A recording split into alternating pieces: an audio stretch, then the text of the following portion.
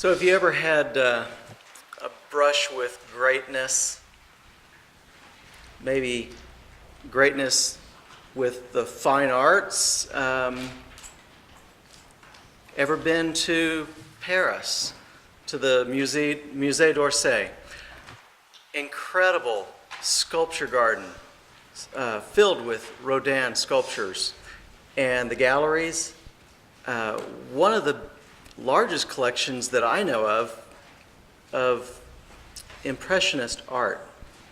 Degas was my favorite there. Love the ballerinas. Or have you ever heard an incredible musician? I never got the chance to hear Pavarotti sing. That's so sad. But I did have the privilege of attending a concert where Yo-Yo Ma was the solo artist. Incredible. Absolutely incredible. When you see these things and when you hear these gifted artists, you're tempted to say to yourself, at least I am, there is no way I could ever do that. That is just incredible. It must be an incredible gift of God that these people have. But that's only half the story. Sure, there's innate talents, there's gifts there's something in the DNA.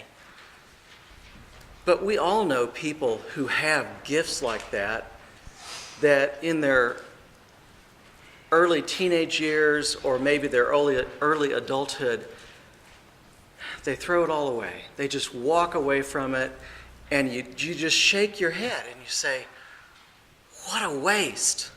What a waste. But the people that end up at the pinnacle of the fine arts, they didn't get there because it was easy. They didn't get there just because they were good at it. They worked. They practiced. They had to struggle.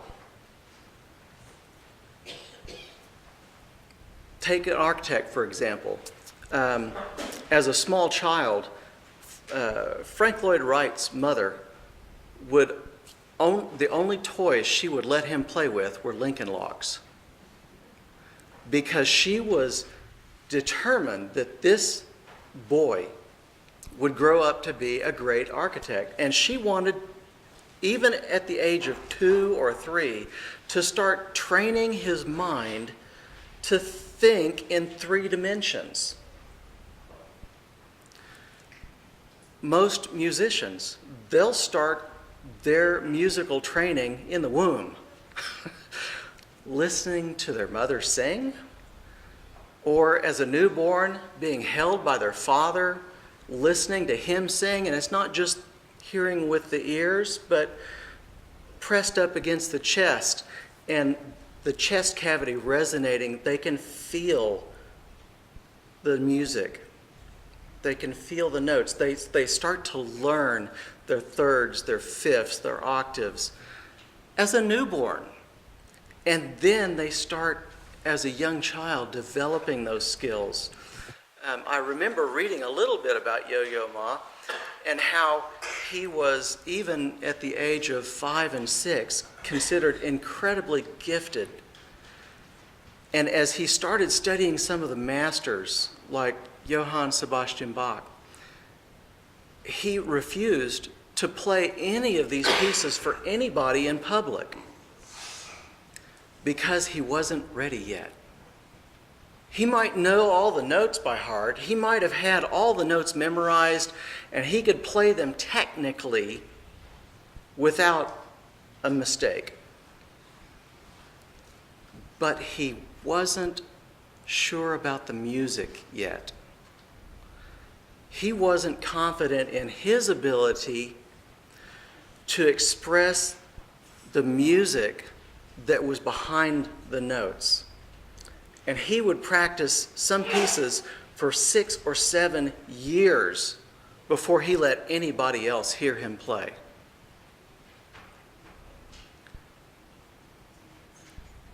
Well, this morning in our gospel reading, Mary and Joseph come to the Temple Mount.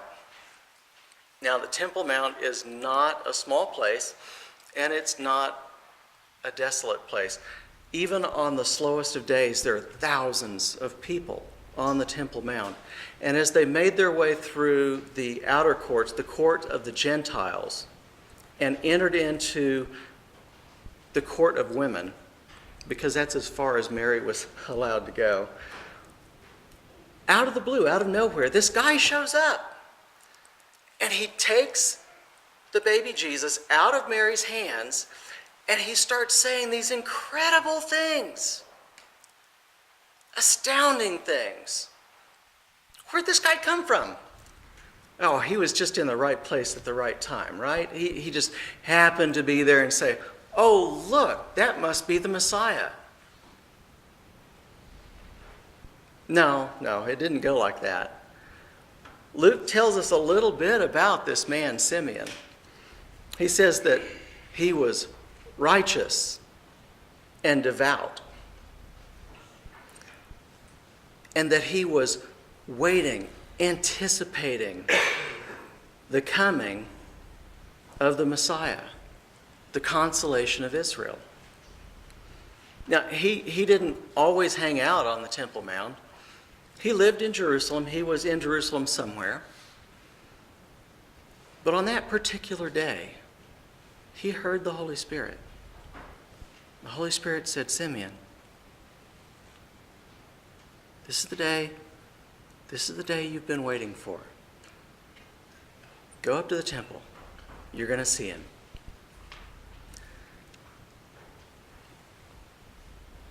Simeon had practiced listening to the Spirit.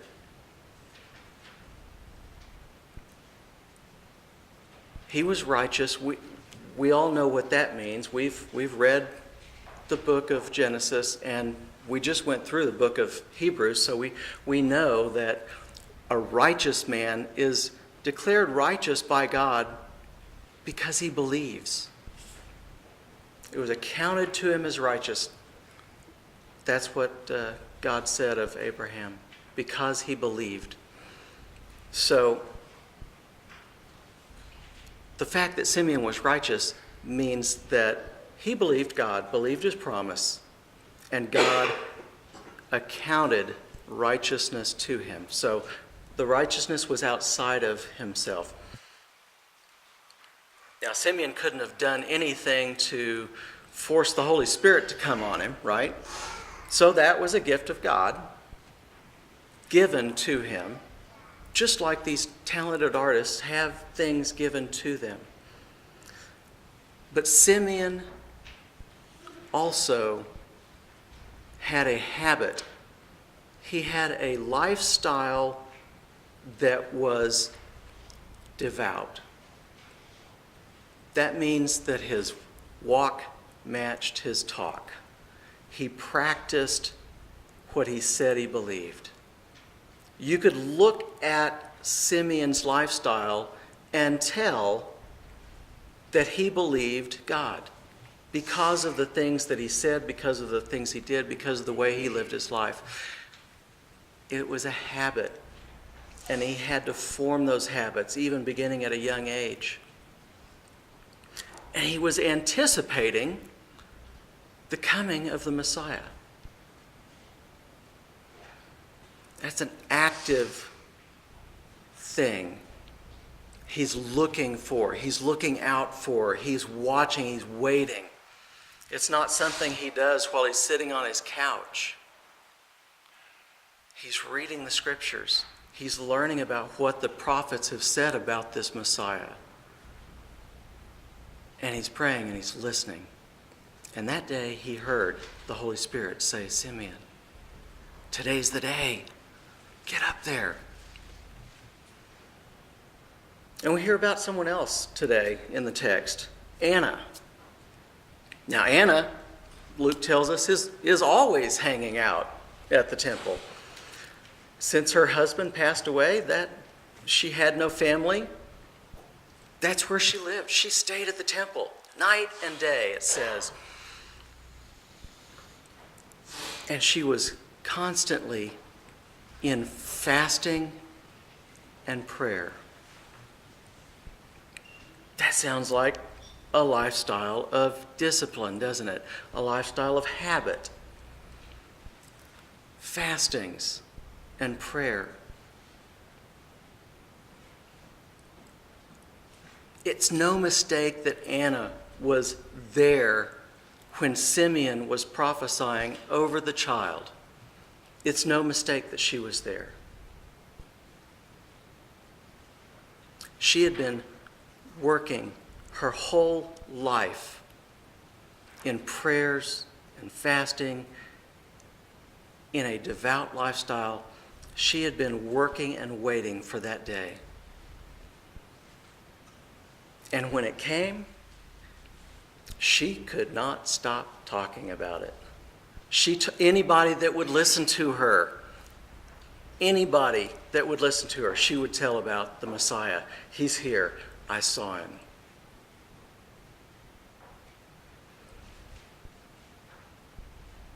So what does that have to do with us here at Redeemer Lutheran Church in the 21st century in Lubbock, Texas?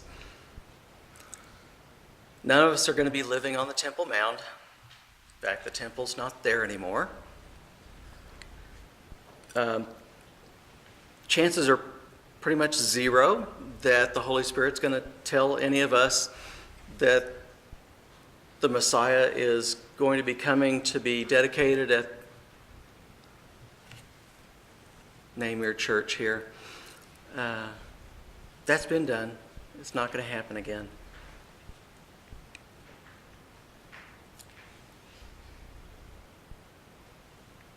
But we still have some news to tell. We have met the Messiah. We have seen him. We've been declared righteous by his Father.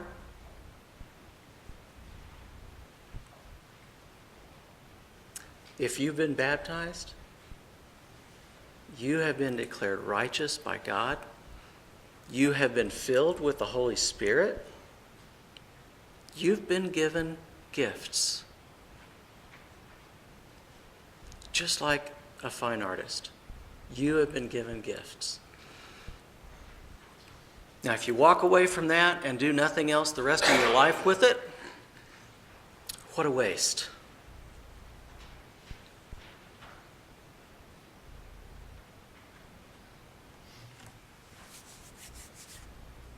But if you work with the tools that you've been given, like Paul told Timothy, stir up the gift.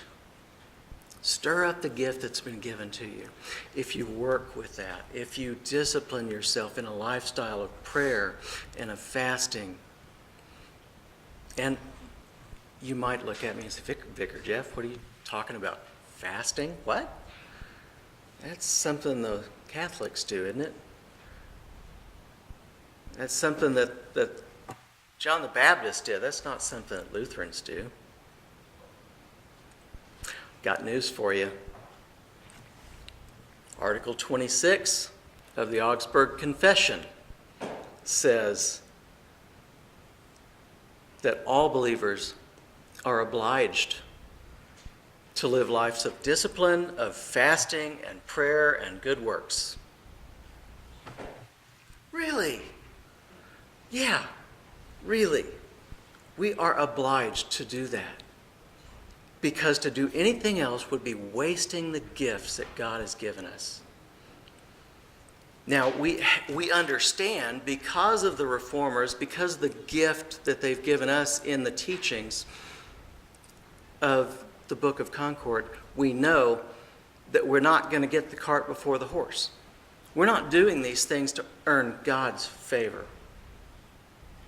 We're not doing these things for any standing before him. We've got that. We got it right there.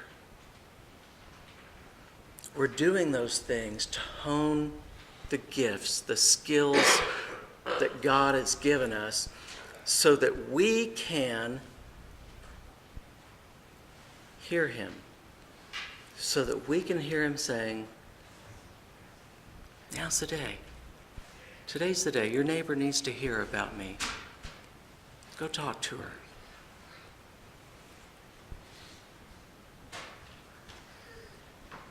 Today's the day. Someone needs to hear about me. Someone needs you. Someone needs you to help them.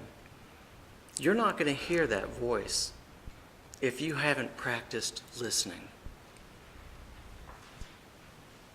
You're going to be listening to all of the stuff that is still hanging on to our physical body. You're going to be listening to your sin nature, and it's going to be telling you, you can't give that gift. You can't do that. You were going to get a new stereo. You were going to get a new TV. You can't give that money away. Or, no, you're in too much of a hurry. You can't stop to talk to that person. You've got an appointment to get to. And the Holy Spirit's telling you, slow down. Wait, stop. Someone needs to hear. You're not going to listen to that voice if you haven't trained yourself to hear it.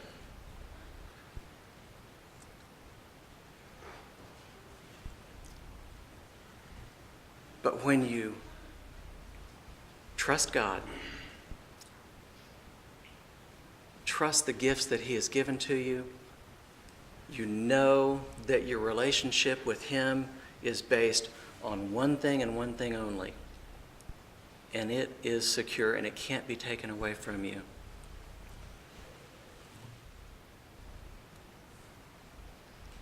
That frees you up. That allows you, without fear, to practice, to do those other things. It's like Yo-Yo Ma when he's practicing in his own little room, right? No one's listening to him, no one's hearing. He can make the mistakes that he wants to make in order to try and express a music.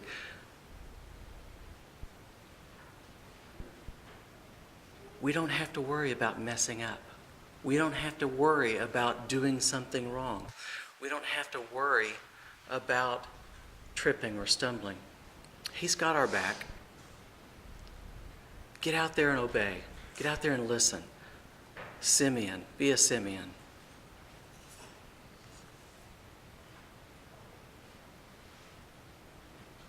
One of the disciplines, one of the ways that we can start to discipline ourselves is through the gifts that we give, tithes and offerings, being disciplined with our finances. It's not a law thing. This is not a law thing. Abraham did it. Abraham, 1800s, right? 1800 BC. Moses, the law, 1400 BC. 400 years earlier, Abraham gave a tenth of the spoils that he had gotten in war to the Prince of Peace and the King of Righteousness as he met him after the battle, the high priest Melchizedek. Jesus said, where your treasure is, that's where your heart is. There's a thing to discipline yourself with in giving of the first fruits to God.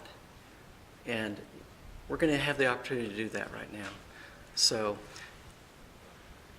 there's never a better time to start building new habits than right now. So join me in bringing forward our tithes and our offerings.